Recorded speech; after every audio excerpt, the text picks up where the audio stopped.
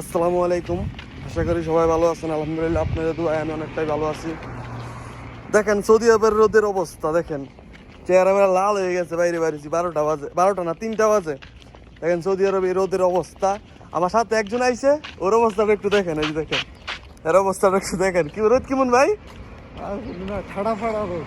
ঠাড়া ফাড়া রোদ, মানে কি বলবো ভাই, এতটাই রোদের তাপমাত্রা আছে। মনে করেন বাইরে যে একটা মানুষ কাইটে রাখা হয় না, 2 দিন লাগবে শুকাইতে, 2 দিনও লাগবো না, একদিনে যে শুকাই যাবো।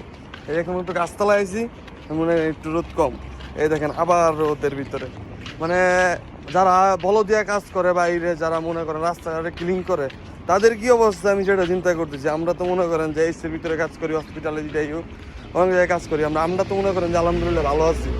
যারা মনে করেন বাইরে বলদিয়ার কাজ করে বা রুট ক্লিন করে, তাদের কি অবস্থা, মানে কি বলবো আর।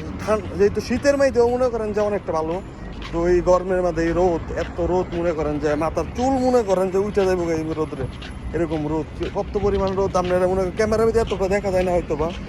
সৌদি আরব যারা আছে তাদেরকে জিজ্ঞাসা করুন যে এখন কি রোদ রাজে, মানে সকাল 10টা থেকে বিকাল 6টা পর্যন্ত, মানে এত রোদ, মনে করেন বলার ভাষা নাই আমার কাছে, এতটুকু রোদ আর কি সৌদি আরবে।